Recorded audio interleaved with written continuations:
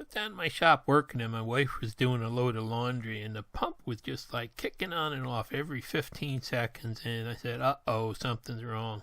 Then we ran out to get new parts yesterday, and we came home, and my wife opened the windows, and our bathroom stunk like propane. I ran out, turned off the valve, and we called the propane company, and it turned out that we had a leak. That little fitting there that goes in the tank, that piece of tubing is soldered into another piece that goes in the tank there, and the solder joint actually came apart on the old one and was just blowing propane out all over. So that was another issue we had yesterday. And there's the window where it was just kind of blowing right in. So luckily we caught that. And now it's time to go back. I got another tank because usually a sign of cycling on and off is a bad diaphragm. And this tank was installed, the previous owner installed it, I think it was 2003. So it's about 16 years old. And it just last week it just started. The pump would only run for 15 seconds, turn off, run for 15 seconds. And there was no drawdown left on it, so I figured there was something wrong. I went to Home Depot and grabbed another tank yesterday, and I got a bigger tank because from all the calculators I saw, that tank that we had was a little small for the house. You can see it's got a diaphragm in there that separates the air from the water so you get constant pressure, and that's what probably leaked in the old one.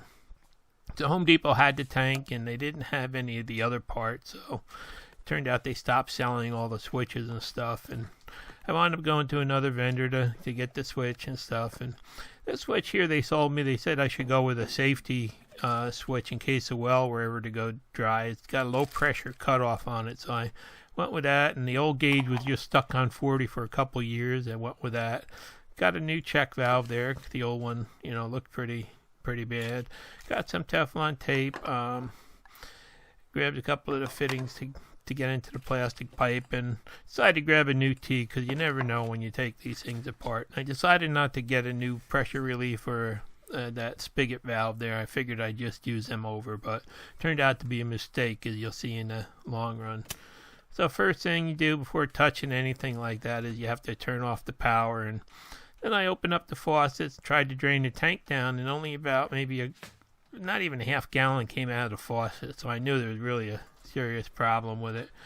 And even then I drained, opened the faucet down there and just dribbled out another, I don't know, maybe I got another quart of water out of it or so. But when I checked the pressure in the tank, it still had over 40 pounds of pressure, so I knew there was really something wrong because the tank actually was full of water. You could feel it. It was quite heavy. So it's time to start taking things apart here. And first thing I did is took apart the pump switch. It's a 220 volt, so there's just basically 2 wires in the ground on it, and you just have to make sure that you you take a picture of it before you take something like this apart. And so you can always get it back together. I mean, some places you can't even do it yourself, so you need an electrician. So just check with your codes first. But then I didn't want to mess with that plastic pipe coming out of the wall, or I didn't want to break that off. So I just took my reciprocating saw there and took the Sawzall and just cut that so I could deal with that later, and I'd be able to spin things around and stuff there. And there you see there's a plastic pipe that goes out to the submersible pump. And luckily, when they replaced the tank the last time, they did put a union in here, so I didn't have to cut any pipes or anything. I could just break the union. And as with all fittings like this, you make sure you put a wrench on each half of it so you don't stress the solder joints. And that way they won't leak later when you go to put them back together. But you can see basically how little water I got out of that system. I'm lucky if I got we were lucky if it had about 3/4 of a gallon drawdown left in it. And I'm going to move the tank out, but it's basically full of water. Even though it's all turned off, drained, and everything else, it's right up to about there with water. So that's what happens when a diaphragm goes. It leaks the water to the other side of the diaphragm. I had to actually get a dolly to move this out of here. It's just so heavy. Now, I don't know how long, this has been building up in there. It didn't, all my other times down in the shop, I never noticed it running like that. So I'm thinking something just happened lately. So now it's time to get the new tank ready, and I got that new tee for it, and I'm just going to put some Teflon tape around there on the threads just so that I can, just to help make the seal on there. Teflon tape's good, or you can even use pipe dope on them too and stuff like that. So there's a little plug in the bottom of the tank, and it was just a matter of, getting it tightened in there. The elbow and everything was right in place already, and this stuff, these tees make it really easy to install new stuff. So I got 2 pipe wrenches out now. I've got to tighten it up, but the thing is, whenever you're trying to tighten something like this up again, you do use 2 wrenches, one on the elbow there and one on the tee there, so you don't stress the bottom of the tank. I don't think these tanks are, really made out of heavier wall material or anything, so just a little extra safety factor by always using, double wrenches on it.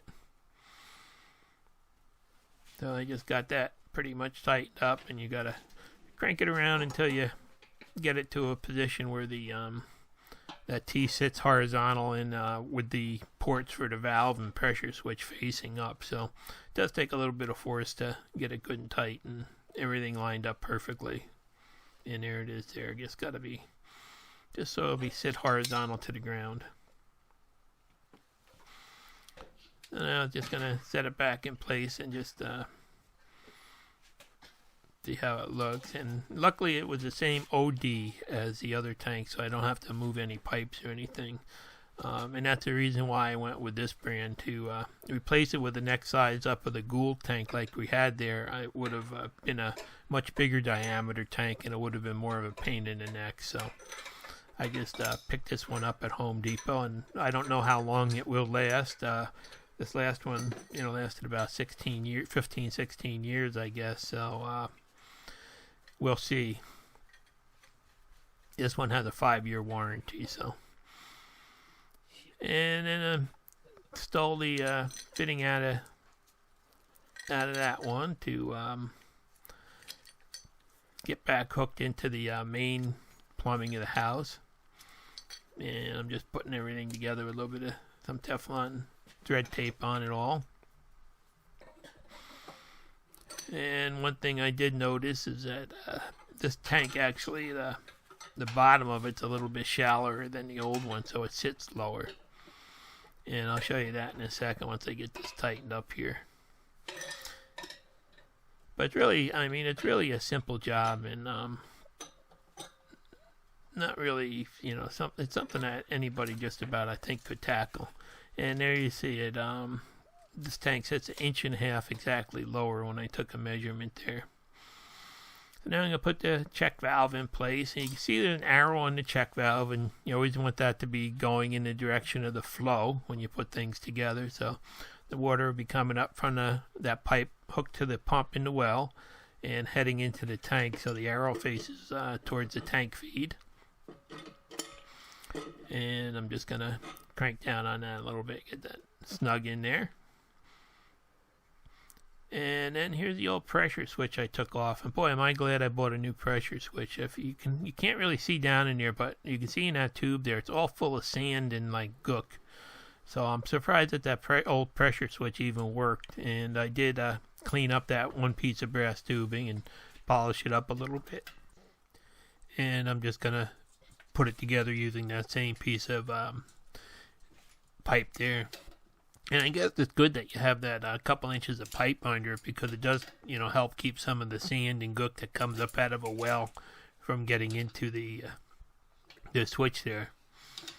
And like I said, this is a whole different type of switch. It has a low pressure shutdown should the well ever, go water level drop too far, and there'd be no pressure coming out. It will shut the pump down as a safety. And there's the old check valve. I looked in there, and that was all full of sand and starting to corrode on the seat. So it's a good thing I got the new one there. So now I'm going to put in the new gauge there and put a little Teflon on there and then and the T there has a nice spot for it to go right back into.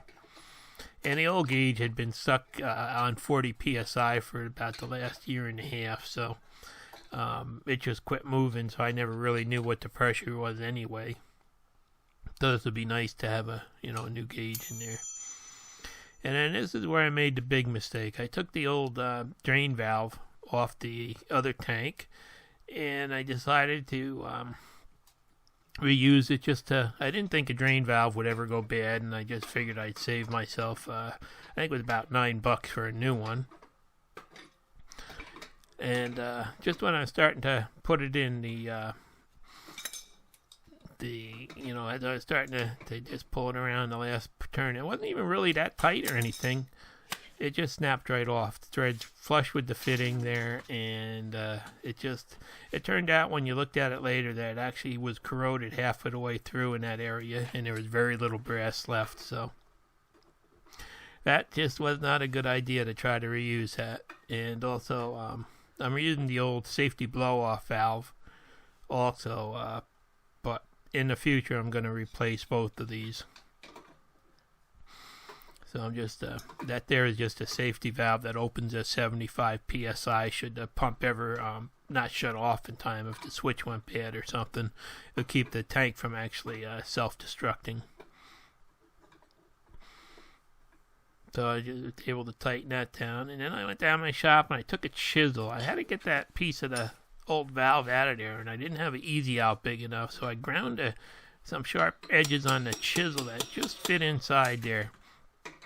I made like some knife edges, and they dug right into the brass when I tapped them in with a hammer.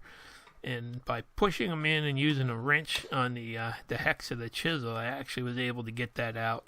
Luckily, it wasn't that tight in there when it broke, so it did come right out. But that's Murphy's Law for you. You try to reuse something, and a couple parts that you don't buy, something breaks. So, but luckily, it wasn't too bad to get it out. And I went down in my shop and I found another valve. Oh, there you can see how there was very little brass actually left connecting the valve to the thread there. It was pretty much corroded, and that just locked right in there when I tapped it in. So sometimes, you have to make a simple tool up to do jobs like this. Went down to my shop and I found this valve that I had down there, and I think it's probably about 100 years old. I don't know what it came out of, but probably the problem with it because it's laying there and, it was taken out from somewhere else. But I didn't feel like spending probably over an hour to get down to the closest hardware store to pick up another valve, and I didn't want to waste that right now. Already over the amount of time I thought it was going to take, so I figured I'd put this old valve in until I get a chance to pick a new one up. So this one I actually was able to tighten in there. No problem with it breaking off or anything. So now I've got just about all that together, and I walked outside, looked around for something that was 1.5 inches thick, and I found this patio, one of these old pavers that was just the exact size to fit in there. And it fit right on there, and it's just, it looked like it was going to work. So I'm just going to set the new tank back in place there now and start doing some of the final hookups. And there it is. It turned out to be, the exact right size, and everything was in line there, so I could just put that one union right back together, and so that side of the line is all hooked up. And again, use 2 wrenches when tightening this stuff. And now this is the strange part. This is the old tank here we're going to look at. When I check the pressure in there, it still says it's got 42 pounds of pressure, even though it's all drained out, and it still weighs, it weighs about 200 pounds right now. So that was pretty strange, because the bladder doesn't leak back the other way, it seems like. But when I decided to let the air out of it, you could tell there was only a little bit of air on the top of the tank. It wasn't full of air like it should be. So that's why even when I checked it before I, replaced it, it had a false reading up there and it looked like it was still good, but when you shook the tank and stuff, you knew it wasn't. So now it's time to put in the final hookup there. Now you just got some plastic pipe there, and put that in, and a little bit of Teflon on that.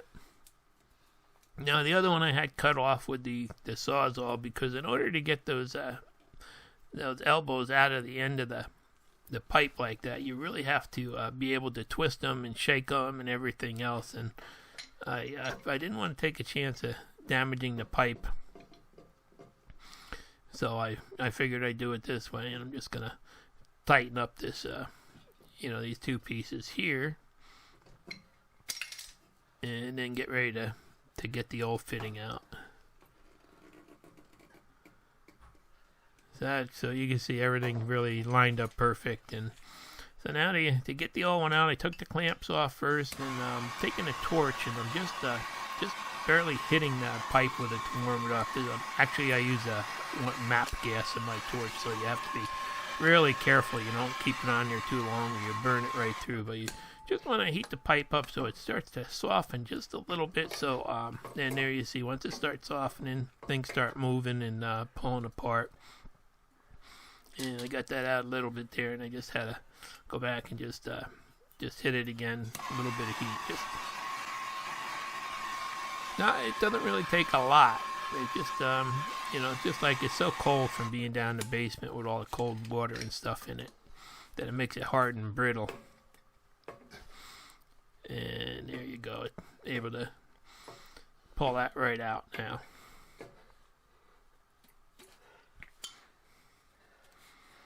And it's time to just kind of put the other elbow back in there now, and I'm just moving things around a little bit and trying to push it together.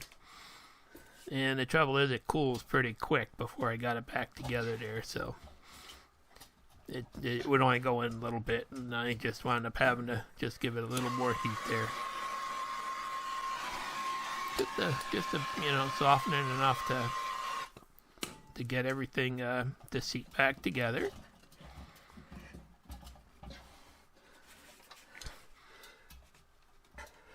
And you could see things don't really move a lot here, so you really have to just kind of press as hard as you can. And then once everything's back in there, it's a matter of putting the clamps back on and tightening them.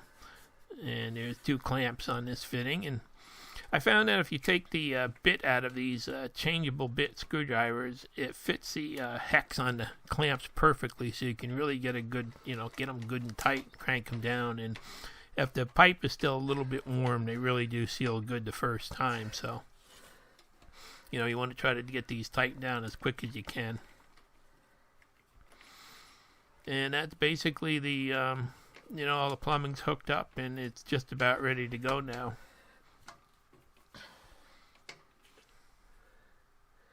Yeah, and there's the hex that fits the clamp bolt.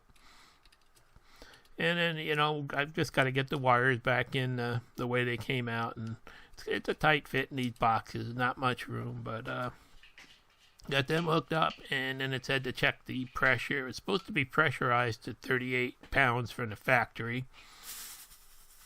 So I took and I checked it, and it came out. It did have 38 pounds in it. So time to get ready to turn everything on and run it. So I turned on the power, and then to get it started the first time, I had to flip that little low pressure lever up until the switch kicked on. And once that kicked on, it started pumping and filling the tank up. And it took about a minute and 5 seconds to get up to the 60 psi, and then it shut off there. And everything looks good except for I've got drips coming out of that faucet. Wouldn't you know it? No matter how tight I make it, it's got a bad seat in it. That's probably why it was taken out and sitting in the garage. But I did try to cycle it a couple times, and actually I opened up a faucet wide open and just let it run, and it just took about 3 or 4 minutes until it finally got down enough to cycle the pump on again. So I'm guessing it's probably at least 8 to 9 gallons of water before the pump kicks in now in the cycles instead of a quart like before. And there you can see my drip, drip, drip, and no matter how tight I try to get it, it won't shut off. So, that's something I got to fix later for trying to save money up front. But, there it is. Everything's up and working now. And I've got it takes about a minute and 5 seconds to refill, and then it just goes for a long time till it, starts up again. So, there definitely was a problem, and hopefully this will save the pump and make that last a little bit longer. So, you never know when you own a house what's going to break next. And somehow I always manage to take a half-hour job and turn it into an hour job. Thanks for watching. Please subscribe.